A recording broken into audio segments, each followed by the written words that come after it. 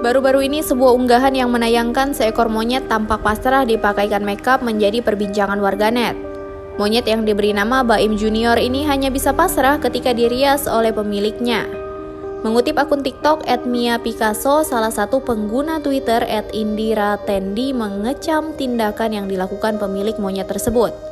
Menurut Indri, hewan yang harus diberikan kebebasan agar dapat berperilaku layaknya jenis mereka dan tidak etis untuk diberikan riasan wajah. Melihat unggahan itu, warganet lantas beramai-ramai melakukan aksi report video tersebut di TikTok dengan tujuan agar sang pemilik akun tak lagi mengulangi perbuatannya. Selain itu, warganet pun berharap adanya regulasi terkait hewan peliharaan agar tak terjadi hal-hal seperti itu lagi ke depannya.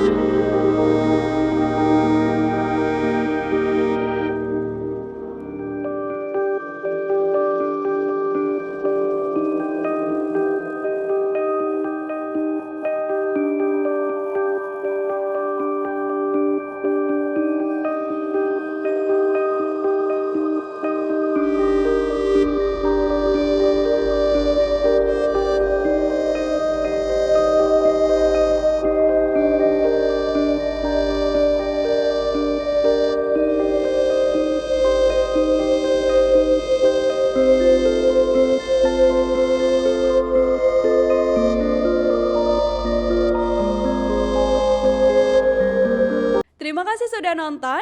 Jangan lupa like, subscribe, dan share ya.